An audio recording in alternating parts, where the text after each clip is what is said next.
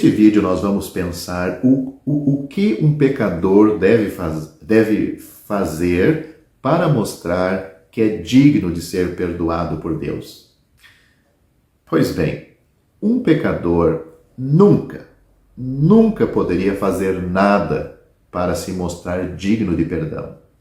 A base sobre a qual Deus perdoa os pecadores não é sua dignidade, ou seja, não é a dignidade ou merecimento deste pecador, ou qualquer coisa que ele possa fazer ou ser. É totalmente por amor a Cristo e por causa do que ele fez lá na cruz. Você verá isto claramente declarado na Bíblia, Efésios capítulo 4, versículo 32, que diz: Deus, por amor de Cristo, perdoou você. Assim também em 1 João capítulo 2, versículo 12 diz: Teus pecados são perdoados por amor do seu nome.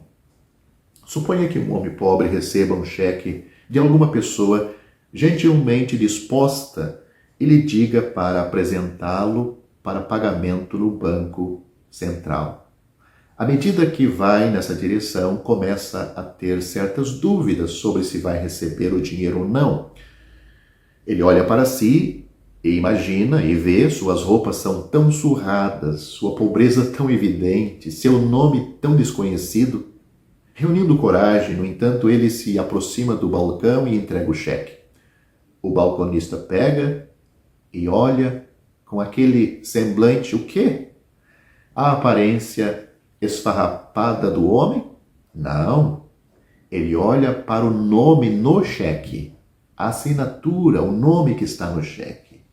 A quem pertence aquele cheque? E é a de um dos melhores clientes do banco. Por causa desse nome, o balconista entrega o dinheiro sem questionar o portador. Assim acontece com o pecador quando ele se aproxima de Deus através do Senhor Jesus Cristo. Deus não leva em conta a dignidade ou a indignidade do pecador. Não faz diferença se o solicitante da bênção tem um bom caráter de honestidade e responsabilidade ou respeitabilidade, ou se ele é conhecido como um intocável depravado. Ele pode ter seu nome inscrito na lista de membros de uma igreja da moda, ou pode ser escrito na lista de condenação do tribunal de polícia. Deus não faz nenhuma diferença em seu tratamento do pecador que retorna por causa de coisas desse tipo. O que Deus olha é o nome que o pecador traz com seu único apelo. Se esse nome for o precioso nome do Senhor Jesus, não há bênção grande demais para Deus conceder a quem o busca. Ele o perdoará instantaneamente os pecados de uma vida por causa deste nome. Esta bênção é recebida pela fé. O pecador que se dirige a Deus, sem dúvida, já está arrependido. Ele quer uma mudança de vida. Bem, mas alguém pode perguntar: quando um pecador confia em Cristo, todos os seus pecados são perdoados ou apenas seus pecados passados? Suponha que seja natural que as pessoas dividam seus pecados em passado, presente e futuro. Mas é certo que Deus não os divide assim. Ele vê nossa vida, desde seu primeiro momento até nossa última hora na terra. Estendida diante dele, tudo está ali. Nossos pecados também são assim. Aqueles esquecidos há muito tempo e aqueles ainda não cometidos, Deus vê como um todo uma série de atos tenebrosos, palavras e pensamentos e atos. Mas Ele não apenas vê nossos pecados assim como um todo, mas Ele os viu assim 20 séculos atrás na cruz de Cristo, quando Ele tratou com Cristo lá naquela cruz. Quando Deus o fez pecado por nós, para que nele fôssemos feitos justiça de Deus. Todos os nossos pecados eram futuros naquela ocasião, mas Deus viu todos eles e os colocou sobre Cristo.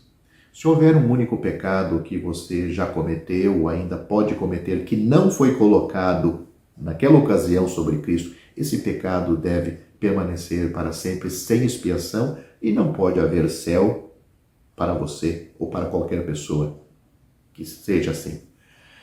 Mas, graças a Deus, o crente tem motivos para saber que todos os pecados de sua vida foram levados por seu Salvador no Calvário e que como consequência necessária, todos os pecados de sua vida, do berço ao caixão, foram apagados quando ele confiou em Cristo como seu Salvador pessoal.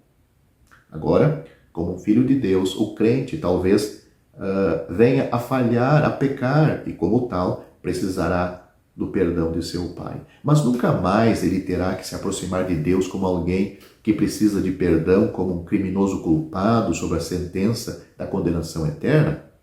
Note o que o apóstolo João escreveu na sua primeira epístola em relação ao crente que pode falhar ou cometer um pecado. Ele diz: meus filhinhos, estas coisas vos escrevo para que não pequeis. E se alguém pecar, temos um advogado para com o Pai, Jesus Cristo o justo. E ele é a propiciação pelos nossos pecados. E não somente pelos nossos, mas também pelos de todo o mundo. E nisto sabemos que o conhecemos, se guardamos os seus mandamentos. Aquele que diz, eu conheço, e não guarda os seus mandamentos, é mentiroso, e nele não está a verdade. Mas qualquer que guarda a sua palavra, o amor de Deus está nele verdadeiramente aperfeiçoado. Nisto conhecemos que estamos nele. Aquele que diz que está nele, também deve andar como ele andou.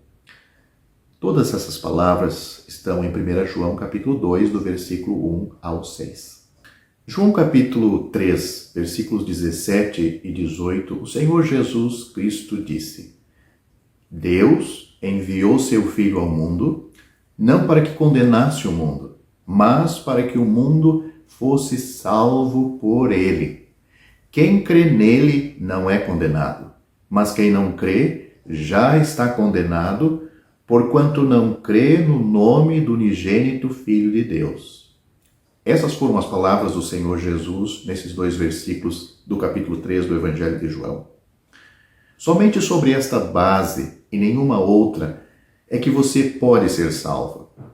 Se você deve ser salvo, então o pesado fardo de seus pecados precisa ser removido. Se o seu pesado fardo precisa ser removido, a pena pelo pecado, ou castigo pelo pecado, precisa ser aplicada em alguém. Se a pena pelos pecados precisam ser aplicada em alguém, então Jesus precisava morrer, pois a pena para o pecado ou para os pecados é a morte. Você não poderia suportá-lo sem perecer miseravelmente.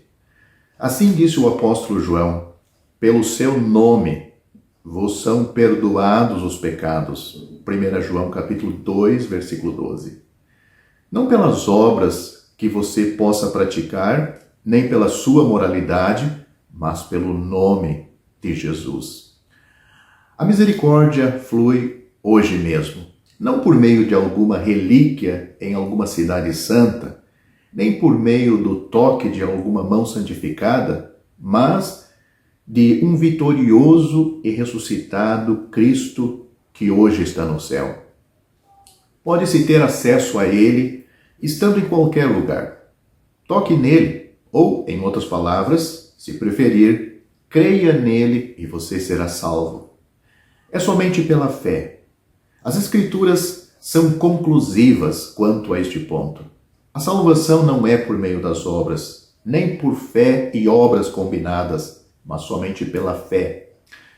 A salvação de um pecador não se dá quando ele é batizado, ou foi batizado, crismado, recebido na igreja, nem tampouco por dar esmolas, dízimos, ofertas, tomar a ceia, frequentar a igreja, pregar, jejuar, orar, rezar, fazer penitências e tantas outras coisas mais. Efésios capítulo 2, versículos 8 e 9 diz de uma maneira clara Porque pela graça sois salvos por meio da fé. Isto não vem de vós, é dom de Deus. Não vem das obras, para que ninguém se glorie. Esta é a única resposta sensata. Portanto, cuidado para não perder sua alma eternamente só por causa desta pequena questão, o tempo da sua resposta a este convite de salvação. A Bíblia diz: eis aqui agora o tempo aceitável. Eis aqui agora o dia da salvação. 2 Coríntios capítulo 6, versículo 2. Se você, como um pecador perdido aos olhos de Deus, tiver crido de todo o coração, tiver aceitado o Senhor Jesus como tendo sofrido na cruz por todos os teus pecados, por todos os teus pecados cometidos, e tendo ressuscitado, ele ressuscitado, para a tua justificação, então o Cristo na glória é aquele em quem você está agora firme e seguro. Você está salvo. Você já tem, portanto, a vida eterna. Você está nas mãos do bom pastor, e ele nunca o deixará de assim conduzir até que o tenha introduzido no lar celestial.